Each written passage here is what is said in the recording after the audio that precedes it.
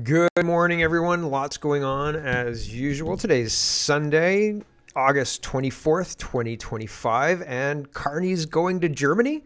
Carney's going to Germany, I guess. Brookfield really needs him to go over to Germany, so make it look good. Go have a fun trip in Germany.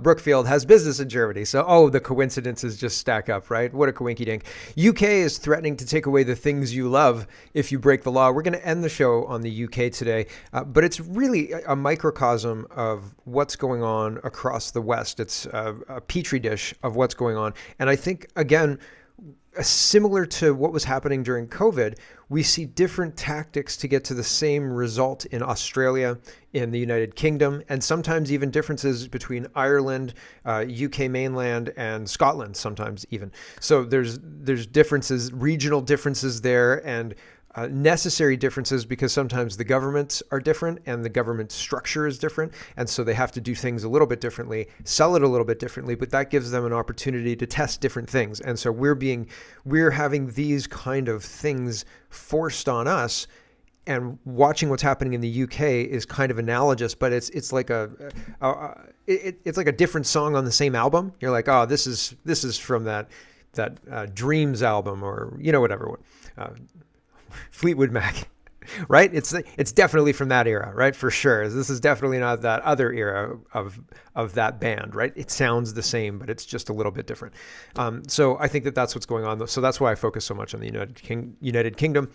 And indeed, Australia and other Western places, because what's happening here is definitely happening there. And that's super weird because that didn't used to be the case. Like Canadian news used to be Canadian news, and American news and UK news was very different because they had different things, different priorities, so on and so forth. And now it's all amalgamated and it's all the same. And that's notable because it's not how it used to be. Lucy Connolly has her first interview, and I'm excited to show it to you. She's going after Starmer, and she's not shrinking away from any of this. So that's interesting. I thought maybe she would just go away and say, leave me alone. I don't want to, go back to jail or anything like that. And so instead she's giving interviews, and I've got a clip of the interview, and it's fiery. It's pretty good. Danielle Smith is offering the COVID shot for money. What? This is not a better outcome, so we'll talk about that later in the show. And Zelensky is not really interested in peace, and we'll talk about the war and peace process again later in the show. Oops, I didn't mean to. I didn't mean to do that. That's weird. Later in the show, I don't even know where that's gone now. That's annoying. Well, when that comes up again, we'll have a look at it. But lots to get to. Let's get to it. First, the food professor is talking about Mark Carney. The Globe and Mail just published what I see as one of the most honest, balanced assessments of Carney's first 100 days as prime minister since his April election win. Spoiler, it's not flattering. He hasn't accomplished anything. It's not flattering. He's right. And so I don't have access to the Globe and Mail because I refuse to give them money because they're ridiculous. But it was paywalled, so yeah, we all know that he hasn't accomplished anything. There's been a lot of talk of setting up bureaucracies, but really hasn't done anything at all of substance. So we've all been kind of led down the garden path. He's tried to govern with an autocratic pen, but it doesn't really work, and Canadians aren't buying it, and most people are kind of, I think, laughing at him. But who knows? Welcome to Kanakistania says, Mark Carney reversed his campaign promise of retaliatory tariffs and $20 billion in proceeds. He has been on 2 vacations, and the House of Commons has only sat briefly since June and won't sit for another month. He has stated Canada supports Palestine as a state. He has revealed hundreds of conflicts of interest. He reads edicts from teleprompters like he is a dictator who has a majority government. He is snubbed by world leaders meeting at the White House, where he is replaced by a houseplant. What has Mark Carney accomplished? Absolutely nothing. Absolutely nothing. And I think that I had Pierre Poilievre talking about things, and I think I moved it around, and I don't know where I put it. So that's kind of frustrating. So apologies about that. When it comes up, I'll play the Pierre clip I had, because he's talking about how much of a failure Mark Carney is as well. Sorry that I don't have it, but it's just not there. I don't know why. Here's Terry, and he says, what is exactly at stake? Global News is reporting Carney heads to Berlin for high-stakes talks with German Chancellor Friedrich Merz. And Terry says, what is exactly at stake? I mean, it's not like Germany can replace America as a trading partner. So what precisely is at stake? Like, what? What? What's the big secret here? Oh yeah, high stakes. Oh, super high stakes. We're gonna build an aircraft together or something like that. We're buying subs together. Okay, sure. Like, I don't believe you. I don't believe it. Like, come on, really? So, yeah, I agree. What's going on here? And Mark Carney is heading to Germany because Brookfield expands its operations in Germany with a new Frankfurt office. So that's, huh. Again, coincidence, right? Isn't that weird? New Frankfurt office, high stake talks with the Chancellor of Germany, and Mark Carney will just happen to be in Germany when Brookfield is opening its office. Maybe he'll make a pit stop, but it's just to see old coworkers who he still works with sometimes, right? Come on, right? It's not like the apparatus and state of Canada is being used to enrich its prime minister or something like that. That's crazy talk, right? Jeepers creepers. Sam Cooper says, if you missed it, this is trade. This is tangentially connected to trade.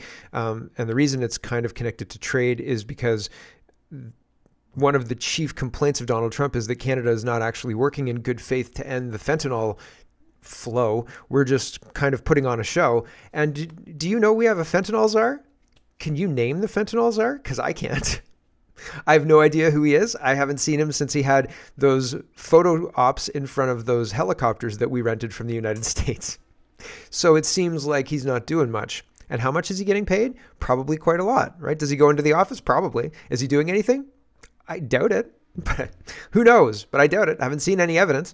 Sam Cooper says, if you missed this, the story is essential to understanding relations between Ottawa and Washington inside the Falklands Super Lab, how RCMP refusal to cooperate with the EDA fueled a cross-border tariff crisis. Yeah, we're not cooperating with Trump or the United States to stop any of this. And in fact, I think we're probably going easy on these criminals while turning a blind eye to the distribution through trucking and a whole bunch of other stuff. And like this war that's going on where truckers are pulling UEs and killing people. I've seen a whole bunch of truckers pulling unsafe maneuvers in the last couple of days. Truckers going the wrong way on 403, going westbound on eastbound lanes, all sorts of crazy stuff. And so maybe these things are related and we're not supposed to notice, or it's like a cartel war that you get caught in the crossfire and you're just collateral damage. Sorry about that, right? Like it seems like there's more going on here because Ontario roads have never been less safe. Yeah. And it's crazy and it's getting worse, right? So I'm not sure, but there seems to be something going on with all of that. And trade-wise, it doesn't get us in a good position when it looks like we're not behaving in good faith. And it doesn't look like we're behaving in good faith at all. And so that's weird. Here's ER Doc, and this is a grab bag of invasion. And I think that this is, again, the reason that we're focusing on this and spending time on this is because I think all what's happening is lockstep. It's the same kind of stuff that was happening during COVID. Everybody in the world is behaving on one sheet of music. They're all playing the same notes, and that's coordinated. Like, if you recognize patterns, you know that doesn't usually happen like that. And so people are waking up. And here's an example from Canada to start. ER Doc says, you want to know what working in the ER in Canada is like? In the last few weeks, I had to resuscitate a nearly 100-year-old with no insurance from a different country because the family wanted a full code. The foreign elder used your tax dollars and a sacred ICU bed. They survived the arrest by some miracle and will be taking up a medical bed until discharge. The hospital and doctors who treated the patient will not see a dime of the money it takes to keep them alive. I have seen foreign students with a plethora of different medical problems, drug addiction, alcohol addiction, mental health problems. I cannot pronounce more than half of the patients in the waiting room's names. Not to mention the expectation and entitlement that comes with these visitors. In many countries, in Africa, for example, people go to the hospital with a long list of medical ailments and they expect the doctor to figure it out that day.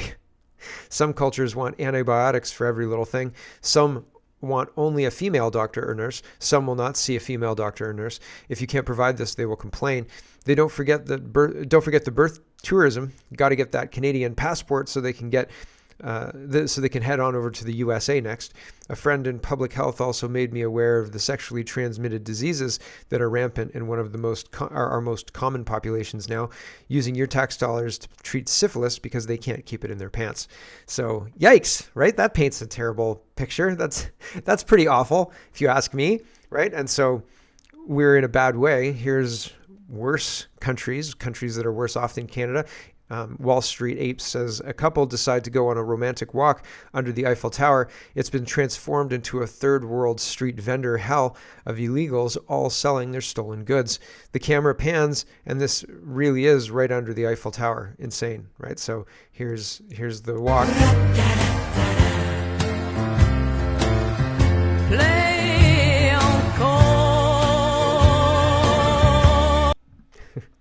YouTube is going to ding me for music. It's ridiculous. And they wait 3 days and then they demonetize the whole thing. Well, oh well. But underneath the Eiffel Tower, right? Ah, yes. Paris, right? Beautiful Paris. Unfortunately, it's all been taken over by street vendors. Somebody said, Thrill of the Gorilla said, why is this happening? It's McDonald's from our youth with the play place and the recognizable roof shape, etc., and that's been turned into a modern looking square block building. Pizza Hut, same things happened, right? Cracker Barrel, just yesterday, right? And Taco Bell, same thing, right? So welcome to the new Taco Bell. It looks like all of the other fast food restaurants that are cookie cutter and you are ubiquitous. And again, this gets us one step closer to Demolition Man, because there's not much difference between the McDonald's and the Cracker Barrel and the Taco Bell and the Cracker Barrel, right? So, are we going to Taco Bell, right? Or was it Pizza Hut in England because they didn't have Taco Bell? So pretty wild stuff. Here is a UK guy, and he's going through the migrant hotels, and he says this is a former nursing home. Now it's a migrant hotel, and he just does a walkthrough of the hotel, and this has kind of become popular in the United Kingdom to do walkthroughs and see how much, like, what the food looks like and how many people are there, how many kids are there. Adam says the video of the pathetic man in the Arsenal shirt attempting to rip down England flags and Union Jack flags off of lampposts is an eye-opener. These lefty morons actually believe that this is a far-right movement. No, you wallies. This is about standing up to a clear danger. So people, and like Adam is on television, he's often asked to go on BBC and other places to present. And so he's a person who you wouldn't necessarily expect to stand up so strongly for these campaigns. And he's calling this a clear danger. And that's something different. That's something new, right? England is really, there's something happening there. This is my prediction for this. This is a place in, I'm not sure which state, but this was full of one population and they're all gone. My prediction is that Trump's going in and removing the illegals, and he's going to house veterans in these places. He's going to hire veterans to clean them up, and then he's going to give them to the veterans who clean them up. That's what I think is going to happen. That's my prediction on this one. We'll see. This is a guy talking about the ICE raids that took everyone away. There's no cars. There's no people living here anymore. Everybody's gotten detained and they're being deported. So says this guy. But here we go. Chat is crazy as hell, man. Y'all see that video I just posted? There is literally no cars, no people in residence here anymore. ICE was here yesterday and got everybody out. Look at the windows. They got them all up. They got everybody out of here, chat. This was a full Hispanic community. Every person that lived in these houses were of Hispanic descent, and they are not here anymore. That is so crazy, man. There you go. So that's what I think. I think Trump is going to move to do that, and we'll see. On the flip side, Australia is going to absolutely 100% take your bedroom and give it to an illegal. And if you don't let that happen, they will tax you for it. How dare you keep your bedroom for your family only? Andrea says, don't be surprised if this comes to Canada. They asked about bedrooms on the last census. Yikes. Yeah. Shadow of Ezra says, experts in Australia are pushing for a new tax on spare bedrooms as a solution to the nation's deepening housing problem. Here is this news broadcast. This match between the average size of households and the average size of a home is prompting experts to propose a tax on spare bedrooms. New research from Cotality revealed a third of Australian households is made up of just 2 people, while the most common property is 3 bedrooms. It's suggested that a levy, along with the removal of stamp duty, may encourage shrinking families and empty nesters to downsize, freeing up supply. Yes, right. We'll charge you for your home that you've paid off, freeing up supply for those illegals that we want to import to replace you, because your children couldn't possibly want that house. Here is the scene in Dr. Zhivago. And again, I'm streaming on YouTube, and I didn't realize that this was going to be the case. But he's returning home, and he gets home, and I think that he thinks that this is all his house. Like, this is just from... this is his house. And then there's a whole bunch of people in the house. And he's like, oh man, what's going on here? And then he has to give his papers over to this guy. And the guy looks over the papers and he's like, oh, well, I don't know about this. And then they say, oh no, this is all legit. And he walks upstairs and they say, sir, this house could house 13 families in this space. And he says, oh yeah, well, this is a much better setup, comrade, much more just. And I was like, wow, we're doing this again. Why are we running headlong into this again? It's not like we didn't make media to remind us how bad this was, right? And now, oh man, comrade, that house looks like we could house 13 families there. Easy, right? Like, pretty wild stuff. Here's Michael O'Keefe, and he says, massive scandal unfolding in Ireland. 7 of the top 10 highest paid companies responsible for looking after vulnerable kids are operated by African or Muslim migrants.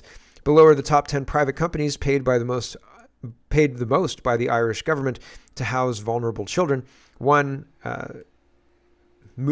it's Bia and Mirza Health Services, and that's Muhammad Usman Beg and Farhan Mirza, both foreign.